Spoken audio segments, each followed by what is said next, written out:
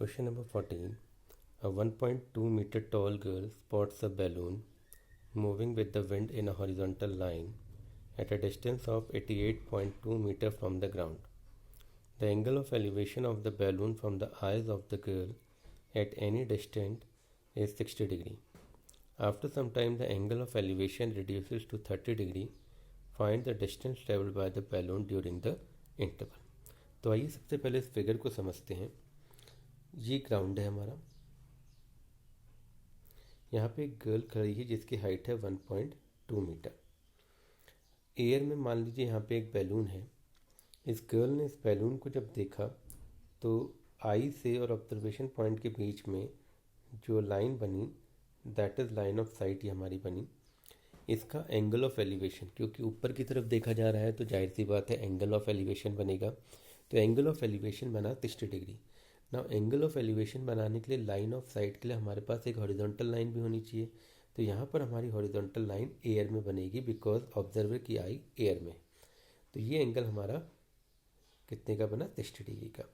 ना बैलून की मूवमेंट की, और बैलून की जो ग्राउंड से हाइट यानी टोटल हाइट है वो है 88.2 meter. This is the height of balloon.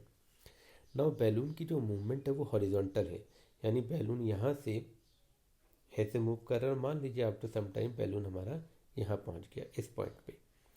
Again उसने उसी ऑब्जर्वेशन पॉइंट से उस बैलून के देखा तो नाउ एंगल ऑफ एलिवेशन आपका आया 30 डिग्री। और क्योंकि बैलून की मूवमेंट हॉरिजॉन्टल है तो हाइट वही रहेगी 88.2 मीटर।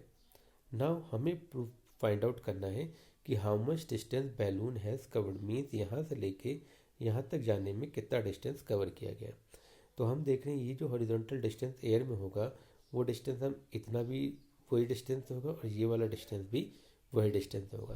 तो इट मीन्स अगर हम ये डिस्टेंस या ये डिस्टेंस निकाल लें तो हमें ये डिस्टेंस मिल जाएगा। आइए अब इस फिगर के माध्यम से इस क्वेश्चन को समझते हैं, सॉल्व करते हैं।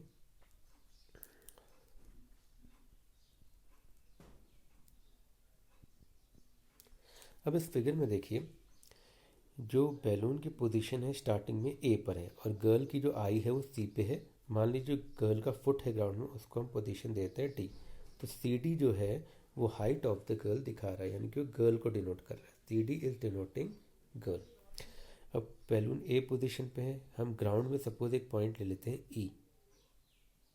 तो जो ई पॉइंट हमने ले लिया ग्राउंड में, तो जो ए ई है वो दिखा रहा है बैलून की हाइट फ्रॉम द ग्राउंड, जो हमें दिया गया है 88.2 मीटर। अब हमने जो हॉरिजॉन्टल लाइन बनाई है सी से for making the angle of elevation, वहाँ पर हमने एक पॉइंट ले लिया है बी जहाँ से ये हाइट का परपेंडिकुलर आ रहा है।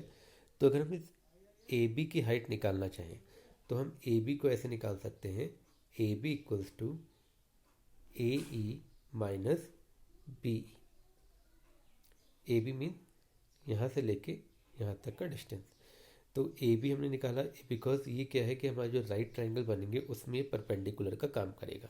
तो हमने ए ई माइनस बी ई किया। अब ए ई है हमारा 88.2, जो बी ई है वो हमारा सी डी के बराबर होगा। सी डी जो गर्ल की पोजीशन है वो बी ई के बराबर भी होगी। तो ये हमारी कितनी है 1.2 मीटर। अगर आप दोनों को माइनस कर देंगे तो यह आ जाएगा 87 मीटर। तो आप देख सकते हैं यहाँ पे 87 लिखा है, जो ए बी है या पी क्यू है, यानी कि ए बी और जो पी क्यू की हाइट है वो कितनी हो जाएगी 87 मीटर। और ये हमने क्यों निकाला है? To get the perpendicular in these two right triangle. हमें पता है कि हमें राइट ट्राइंगल देखने हैं, तो हमारे पास दो राइट ट्राइंगल है ए बी सी और पी क्यू सी। तो ए बी सी और पी क्यू सी की अगर हम हाइट देखना चाहें यानी ए बी और पी क्यू देखना चाहें तो वो हमने अब निकाल लिया है 87 meter. Now let we take the right angle triangle. अब हम सबसे पहले ट्राइंगल लेंगे ए बी सी। तो ट्राइंगल लिया हमने ए बी सी। अब ए बी सी में हमारा हाइट हमारे पास आ गई है 87 मीटर, ये भी 87 है। ठीक है, तो हम बेस बी सी को निकाल सकते हैं कैसे? A B upon B C equals to 10 60 degree. Now what is A B है? हमारा ए बी है यहाँ पे 87, बी सी हमें निकालना है और 1060 होता है √3। तो यहाँ से हम करेंगे तो यह आ जाएगा B C equals to 87 upon √3। √3 नीचे आ गया बी सी। अब इसको रैशनलाइज किया तो 87 √3 अपॉन √3 इंटू √3, तो यह आ जाएगा 87 √3 अपॉन 3। तो दिस विल कम 29 √3 मीटर। तो ये हमने BC की लेंथ निकाली है, दैट इज 29 √3 मीटर हमारे पास आ गई। इसको हमने इक्वेशन 1 मान ली। तो BC की लेंथ हमारे पास आ गई है। अब हम दूसरा राइट एंगल ट्राइंगल लेंगे। तो BC हमारे पास आया है 29 √3 मीटर। ये हमारी पहली इक्वेशन थी। हमारा दूसरा ट्राइंगल है PQC, ट्राइंगल PQC। तो हम देख रहे हैं ट्राइंगल PQC, तो इसमें हम ले सकते हैं PQ by QC equal to 1030 degree.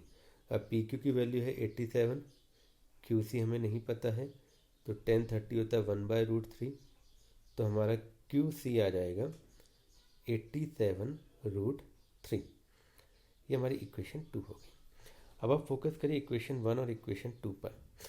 तो इक्वेशन 1 में BC की वैल्यू मिली है, इक्वेशन 2 में QC की वैल्यू मिली है।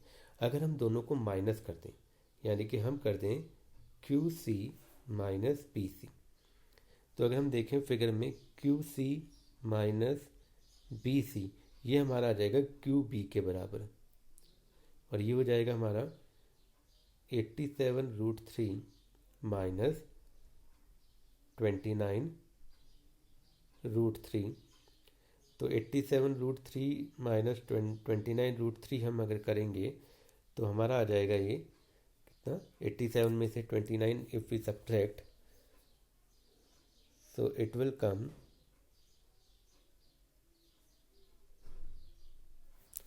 58 √3।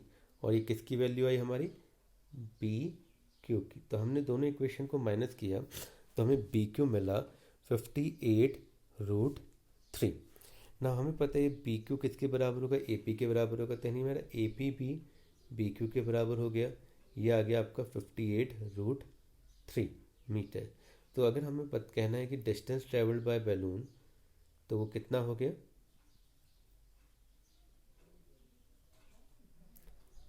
इसको हम लिख सकते हैं 58 √3 meter. So this way we can find the distance traveled by the balloon in the horizontal movement.